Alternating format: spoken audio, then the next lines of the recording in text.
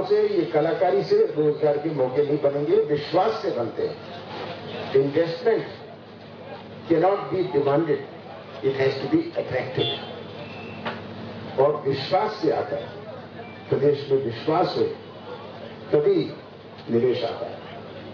किसी को मध्य प्रदेश में विश्वास नहीं, जो अपना सामान केरल और तमिलनाडु में बेचता है वो पंजाब और हरियाणा में अपने उद्योग लगाता हो। हमारा प्रदेश 5 प्रदेशों से घिरा हुआ है, तो यहां क्यों नहीं आते? यहां से वो क्यों परहेज करते? ये प्रश्न है आज शिवराज सिंह जी इसका जवाब नहीं देंगे। बेरोजगारी का यात्राएं निकालेंगे, इनको तो हिसाब यात्रा, माफी यात्रा निकालनी चाहिए। माफी मांगे प्रदेश की जनता से। और ये कौन सी यात्रा है, उसका नाम नई वाली निकालिए, स्वाभिमान यात्रा, विकास यात्रा, विकास पर्व मना रहे हैं। क्या पता तरह तरह के नाम, विकास पर्व मना रहे हैं। विकास पर्व। ये आप यहाँ बैठे हो जानते हैं सच्चाई क्या है। मुझे मध्य प्रदेश के मतदाताओं पर पूरा विश्वास है कि इस कलाकारी और ये गुमराह की राजनीति की वो शिकार नहीं होंगे और मध्य प्रदेश का भविष्य सुरक्षित रखेंगे। राहुल जी आप बताएंगे सीधी के बारे में? सबसे हाल में सिंगरौली का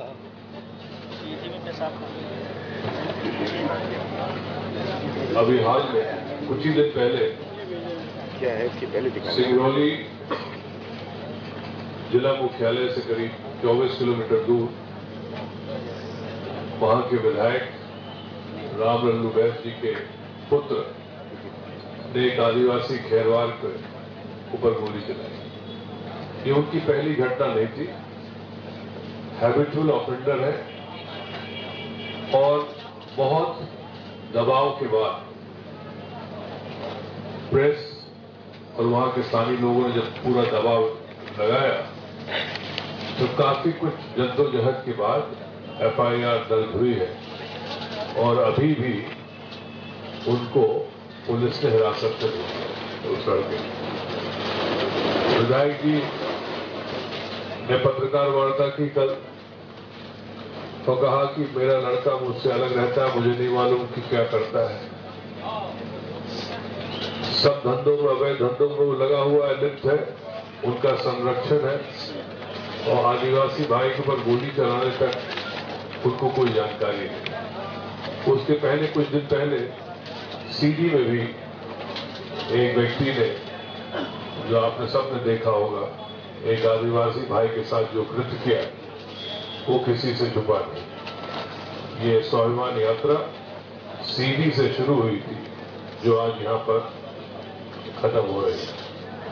आज पूरे प्रदेश में, जैसे आदरणीय कमलनाथ जी ने बताया, अलग अलग जगहों की जानकारी दी। पूरे प्रदेश में आदिवासियों को जो कोशिश कर रहे हैं कि हमारा वोट बैंक बन जाए, प्रधानमंत्री अमित शाह विभिन्न संभाग में 3 सभाएं ले चुके हैं आदिवासी वर्ग को जोड़ने के लिए, लेकिन उसके बाद भी इस तरह के आदिवासियों के साथ घटनाएं हो रही है, बहुत ही शर्मनाक। प्रदेश की जनता चुनाव में देखेगी कि आदिवासी किसके साथ। मुझे तो 20 लोग बहुत बहुत धन्यवाद। आदरणीय भूरिया जी बोलना चाहिए। ये आपके कोई प्रश्न हो? आपने शिवराज जी से कहा कि वो माफी मांगे लिया। अगर माफी नहीं मांगेंगे तो क्या पुरस्कार मांगेंगे? कमलनाथ जी, उमंग सिंगार जी ने आदिवासी मुख्यमंत्री की फिर से मांग उठाई है, आप इसे कैसे देखते हैं? ये सबके अपने अपने विचार होते हैं। यहाँ भी बैठे लोग, काशीलाल भूरिया भी बैठे, सबके अपने अपने विचार होते हैं। किस लक्ष्य से उन्होंने ये कहा है ये वो जाने। मध्य प्रदेश में मुख्यमंत्री का चेहरा कौन है? इधर बैठे हैं क्या? देखिए, मुख्यमंत्री का चेहरा की एक परंपरा है। हमारा छत्तीसगढ़ में कौन है, राजस्थान में कौन है, तो इसकी एक सिस्टम होता है, उस सिस्टम को फॉलो किया जाता है। अमित शाह जी 3 बार आए 15 दिनों में, क्या कहेंगे? अमित शाह जी आए, चिंतित हो गया, और भी आएंगे। चुनाव आता है तो अपने दौरे सब नेता, हर पार्टी के नेता दौरा शुरू करते हैं, स्वाभाविक है। अब अगर शिवराज जी सफल हुए कि उनसे भी झूठ बोलवा दो कि वो छिंदवाड़ा आए थे अमित शाह जी, उनसे उन्होंने लिस्ट दी, सब झूठ, और मीडिया में देख लीजिए क्या हुआ। आपने बागेश्वर बाबा की बात की, छिंदवाड़ा में आप उनको लाए हैं, हिंदू राष्ट्र को लेकर वो मुहिम चला रहे हैं। देखिए, मैं कोई लाया नहीं, मुझे खुद अपना कार्यक्रम बनाया। 40 साल से मेरा क्षेत्र है, वहां के लोग मुझ पर विश्वास करते हैं। सबसे बड़ा आदिवासी क्षेत्र है मध्य प्रदेश का, धार के बाद। अभी आप जाके इंटरनेट में देखिएगा, 3 आदिवासी विधायक हैं। उनकी इच्छा थी कि वो आए। मैंने जब पढ़ा अखबारों में कि उनका कार्यक्रम बना है, मैंने कहा स्वागत है। तो मेरे को लाने की आवश्यकता नहीं थी। अगर वो आए हैं तो छिंदवाड़ा की जनता उनको लाइए। हिंदू राष्ट्र की जो उनकी मांग है उसका आप समर्थन करते हैं? हिंदू राष्ट्र की जो उनकी मांग है, छिंदवाड़ा में कोई ऐसी मांगी की बात नहीं करें। आपने मीडिया में सुना, सबके विचार होते हैं, सब जहां जाते हैं अगर लोग उनसे पूछते हैं, आज 82% हमारे देश में हिंदू है, तो ये कौन सा राष्ट्र है? अगर 82% हिंदू हैं, हम तो सांप्रदायिक से हमारा मुकाबला है, हम सेक्युलर हैं। हमारे संविधान में जो लिखा है हम वो है। सर, सिंधिया ने कहा कि ज्योतिराज सिंधिया ने कहा कि अब कमलनाथ जी को छिंदवाड़ा में कथा कराने का चुनाव आ रहा है, इसलिए कथा कराने का कार्यक्रम। कराने की क्या बात है? वहां तो अगले महीने प्रदीप मिश्रा जी भी आ रहे। मैं अभी देख रहा था, मुझे अभी सूचना मिली फोन पर आपके सामने बैठे बैठे कि वो सितंबर में छिंदवाड़ा आ रहे। अब आए, सबका स्वागत है। सर, अगला मुख्यमंत्री कैसा होना चाहिए? देखिए, ये चुनाव जो है ये केवल एक उम्मीदवार का नहीं है, केवल एक पार्टी का नहीं है। अगला चुनाव मध्य प्रदेश के भविष्य को तय करेगा। मैं सोचता हूं कि ऐसा चुनाव, चुनौती भरा चुनाव किसी पार्टी के लिए नहीं, किसी उम्मीदवार के लिए नहीं, पर इस प्रदेश के भविष्य के लिए इतिहास में कभी नहीं हुआ। सर, दोनों ही जो राजनीतिक पार्टियां हैं सर, फोकस आदिवासी पर है। दोनों ही अलग अलग बात कहती है कि हम लोग आदिवासी के हित में काम कर रहे हैं। अभी जो ताजा रिपोर्ट आई नीति आयोग की, उसमें सबसे गरीब जिला जो मध्य प्रदेश का, उसकी धरती पर आप बैठे हैं। बीजेपी विकास पर्व मना रही है। झाबुआ जिले में 49% लोग गरीब हैं, ये रिपोर्ट कह रही है। उसके बाद में अलीराजपुर का नंबर आ रहा है, वहां पर 40% लोग गरीब हैं। पिछली बार वहां पर 71% लोग गरीब हुआ करते थे। आपको लगता है कि जो 30% की गिरावट आई गरीबी में, आंकड़ों की जादूगरी है या वाकई में धरातल पर काम हुआ है? और आगे इस पर क्या हो सकता है, मतलब क्या विचार रखता है? देखिए, हमें प्राथमिकता आदिवासी योजनाओं पर दी है। अपना प्रदेश देश में सबसे नंबर 1 है आदिवासी जनसंख्या। मेरा अपना जिला मैंने कहा, धार के पास आदिवासी जिला है। कोई ऐसा नहीं। हमारे मेरे जिले में तो झाबुआ, अलीराजपुर से ज्यादा आदिवासी, पर ऐसी हालत तो नहीं है। तो अगर सरकार का ध्यान हो, अगर उनकी मन मंशा हो, तो ये झाबुआ का ये हाल नहीं होता। मैं तो आदि बगत देख रहा था, कई दफे मैं आया, सुनता रहता हूँ। झाबुआ के बहुत सारे लोग मुझे मिलते हैं, और यहाँ तो बुनियादी सुविधाओं की मांग है।